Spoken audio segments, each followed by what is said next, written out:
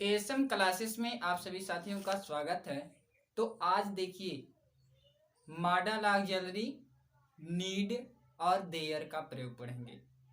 मतलब नीड और देयर क्या है पहले ये जानेंगे और इसका प्रयोग कहाँ कहाँ करते हैं, मतलब ये सब जानेंगे। ठीक, मतलब अगर आपसे कोई पूछे कि नीड है क्या और देयर है क्या, तो आप कह सकते हैं ये मॉडल ऑक्सिलरी हैं।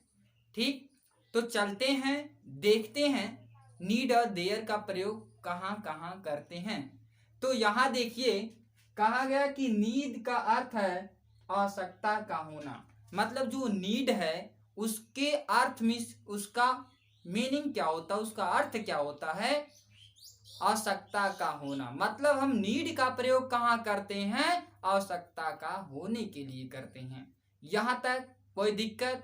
अब आगे चलते हैं। अब कहा गया कि नीड का प्रयोग मॉडल ऑक्सिलरी के रूप में अफर्मेटिव सेंटेंस में नहीं किया जा सकता। मतलब ये जो नीड है ये मॉडल ऑक्सिलरी के रूप में तो किया जा सकता है लेकिन अफर्मेटिव सेंटेंस में नहीं। मॉडल ऑक्सिलरी के रूप में ये प्रयोग तो हो सकता है। मतलब अगर आपसे कोई पूछे जो नीड है ये क्या है, आप कह सकते हैं वर्ब है। क्या है? ये वर्ब है। और उसके बाद जो नीड है, नीड का प्रयोग हम मॉडल ऑक्सिलरी के रूप में अफर्मेटिव सेंटेंस में नहीं कर सकते हैं। यहाँ तक समझ में आया? अंडरस्टैंड? आगे चलें। अब आगे चलते हैं। कहा गया नीड केवल निगेटिव तथा इंट्रोगेटिव सेंटेंस में प्रयुक्त होता है। मतलब कहने का प्राय ये है कि जो नीड है ना, नीड का प्रयोग हम कहाँ करते हैं, इंट्रोगेटिव और निगेटिव में करते हैं। अगर आपसे कोई कहे अफर्मेटिव में करने के लिए तो वहां नहीं करते हैं। यहां तक कोई दिक्कत? नीड का प्रयोग कहाँ करते हैं, इंट्रोगेटिव में और निगेटिव सेंटेंस में, अफर्मेटिव में नहीं। आगे चलते हैं। अब आगे कहा गया तथा आवश्यकता। आवश्यकता को इंग्लिश में कहते हैं नेसेसिटी या दबाव। दबाव को कहते हैं इंग्लिश में कंप्ल्यूजन। और उसके बाद कहा गया कि अभाव को व्यक्त करता है। आवश्यकता या दबाव के भाव को व्यक्त करता है। कब? जब हम निगेटिव और इंट्रोगेटिव सेंटेंस के वाक्यों में नीड का प्रयोग करते हैं तो क्या भाव व्यक्त करता है, किस चीज का, आवश्यकता नेसेसिटी या दबाव कंक्लूजन के अभाव को प्रकट करता है। आगे चलते हैं। फिर कहा गया नीड में ना तो यस यस या ईएस लगाते हैं और ना ही इसके साथ इंफिनिटिव के टू का प्रयोग किया जाता है। कहने का प्राय ये है कि जो नीड है, नीड को वैसे की ही वैसे ही रहने देते हैं। उसमें ना तो यस लगाते हैं ना ही यस लगाते हैं और ना ही इंफिनिटिव टू का प्रयोग किया जाता है। समझ में आया होगा? तो एक एग्जाम्पल है, देखिए कहा गया तुम्हें मेरे लिए चिंता करने की आवश्यकता नहीं है। कैसे पता चलेगा, कैसे पता करेंगे कि यहाँ नीड का प्रयोग करना है? आप जान गए, इसीलिए शुरू में आपको बताया गया कि नीड का अर्थ होता है आवश्यकता का होना। जब वाक्य में आवश्यकता आ जाए, देखिए यहाँ क्या आया, आवश्यकता नहीं है, मतलब आवश्यकता आया और इसमें क्या कहा गया, तुम्हें मेरे लिए चिंता करने की आवश्यकता नहीं है। अब यहाँ इस वाक्य के पढ़ने से ये पता चला ये निगेटिव सेंटेंस है। अभी आपको बताया गया कि नीड का प्रयोग निगेटिव तथा इंट्रोगेटिव सेंटेंस में किया जाता है। और ये निगेटिव सेंटेंस कैसे पता चला? यहाँ देखिए वाक्य के अंत में पूर्ण विराम है और वाक्य में क्या है, नहीं है। इसका मतलब ये निगेटिव सेंटेंस है। ठीक, अब आगे चलते हैं। क्वेश्चन आ रहा कि कैसे इसे अनुवाद करेंगे। तो निगेटिव सेंटेंस में कर्ता सबसे पहले होते हैं। इससे पहले अगर आप हमारे यूट्यूब चैनल पर नए हैं तो चैनल को सब्सक्राइब कीजिए, वीडियो को लाइक कीजिए, अधिक से अधिक शेयर कीजिए, बेल आइकन दबाना ना भूलें। तो आगे चलते हैं। देखिए निगेटिव सेंटेंस में कर्ता क्या होते हैं, सबसे पहले होते हैं। तो यहाँ देखिए तुम्हें है, तुम्हें की अंग्रेजी क्या हो गई, यू हो गई। यहाँ तक समझ में आया होगा। फिर उसके बाद देखिए नहीं है लेकिन आवश्यकता, तो हमें यू जैसे ही लिखें तुरंत क्या लिखना है, नीड, आवश्यकता हो गई। और नहीं का अंग्रेजी नॉट हो गई, तो you need not, you need not. आगे चलते हैं, देखिए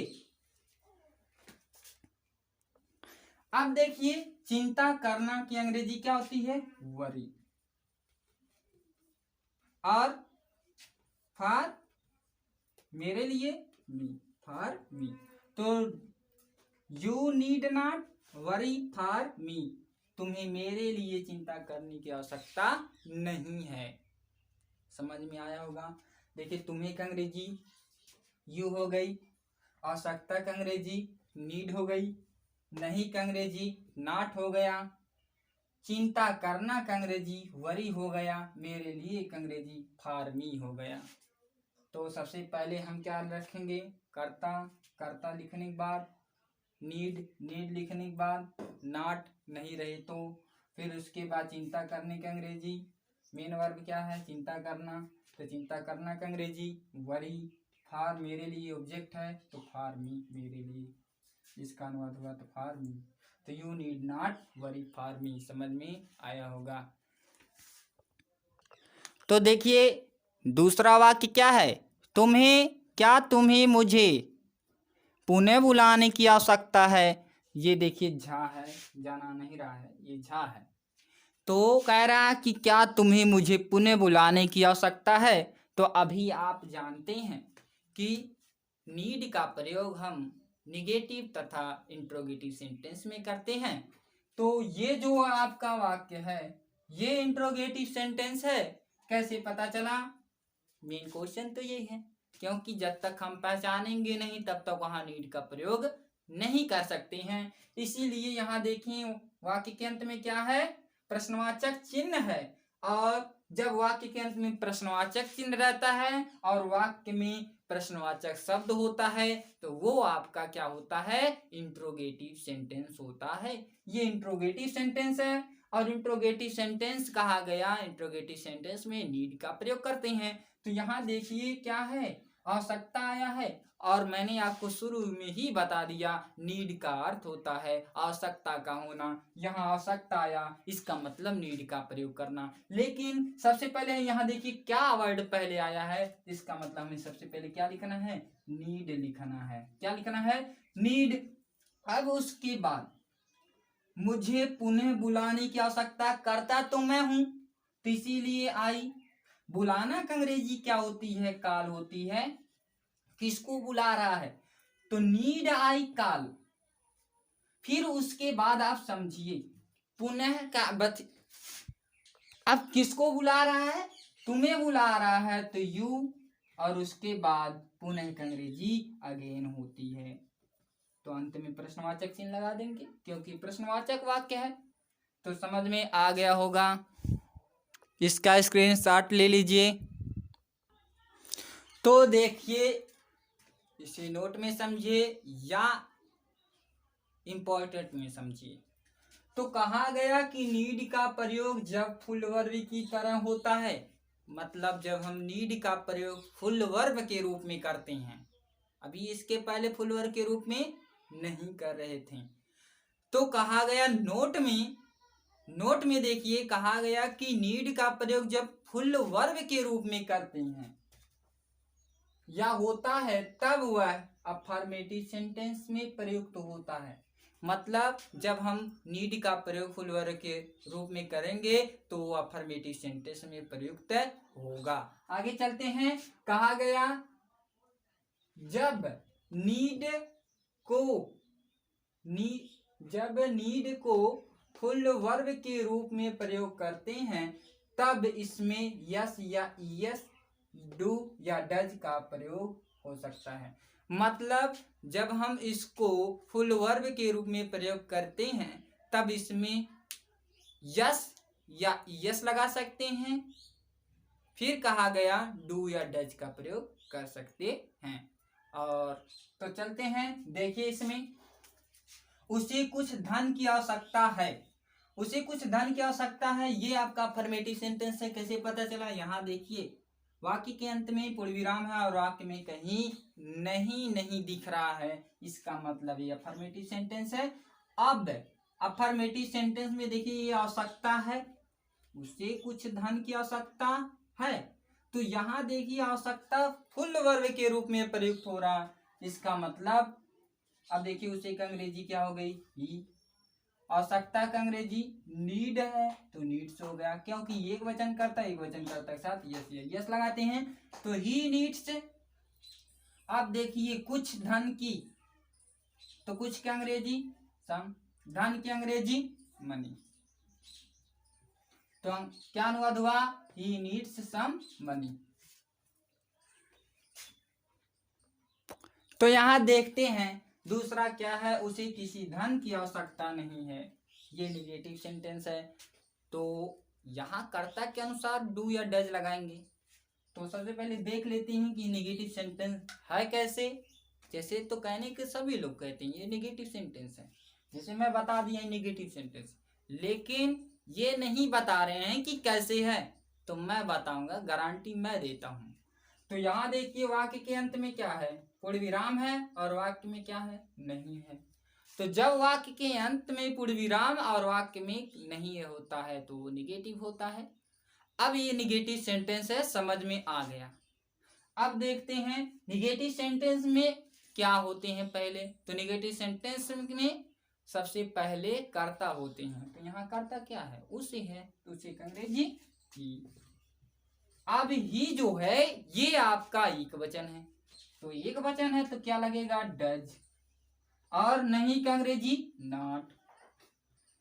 फिर उसके बाद नीड लगेगा, क्या लिखेंगे, नीड, क्योंकि ये जो आवश्यकता है ना ये आपका फुल वर्ब के रूप में प्रयुक्त हो रहा है, इसी वजह से इसमें नीड लगा। फिर उसके बाद किसी धन की, और किसी धन की अंग्रेजी क्या होती है, एनी मनी, एनी मनी, तो क्या हो गई, एनी मनी। समझ में आ गया होगा। तो आप लोगों को समझ में आ गया होगा, तो इसका स्क्रीनशॉट ले लीजिए। चलते हैं देयर का प्रयोग कहाँ, डेयर का प्रयोग कहाँ करते हैं, इसे समझते हैं। तो देखिए डेयर, अब डेयर का प्रयोग करना सीखेंगे, क्योंकि अभी देखिए नीड का प्रयोग करना जान गए कि नीड का प्रयोग कहाँ कहाँ करते हैं, कैसे करते हैं। अब देखिए डेयर का अर्थ क्या होता है, जैसे आप जानती हैं नीड का अर्थ होता है आवश्यकता का होना, उसी प्रकार डेयर का अर्थ होता है साहस करना। तो अब आपको समझ में आ गया कि डेयर का अर्थ क्या है, साहस करना। जब वाक्य में साहस, करेज और चुनौती, चैलेंज का बोध होता है तो वहां डेयर लगाते हैं, क्या लगाते हैं, डेयर लगाते हैं, अर्थात डेयर का प्रयोग करते हैं। तो कहने का प्राय ये है कि डेयर का प्रयोग हम कब करेंगे, जब साहस, करेज, चुनौती, चैलेंज का बोध होता है तो वहां डेयर का प्रयोग करते हैं। जैसे देखिए you dare not come here, you dare not come here, तुम्हारे में हिम्मत नहीं है यहाँ आने की। आगे चलते हैं, इसका अर्थ ये हुआ। फिर कह रहा he dare not go there, कह रहा है उसे की हिम्मत नहीं है वहां जाने की। अब देखिए ये आ रहा है कि डेयर आई गो,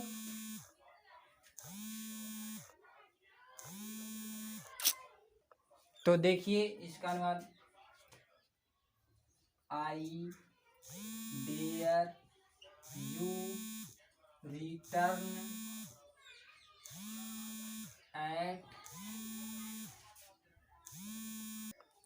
देखिए I dare you return my money at one, कह रहा है कि मेरे में हिम्मत है कि तुम्हें रुपए देने की। तो समझ में आ गया होगा, इसका स्क्रीनशॉट ले लीजिए।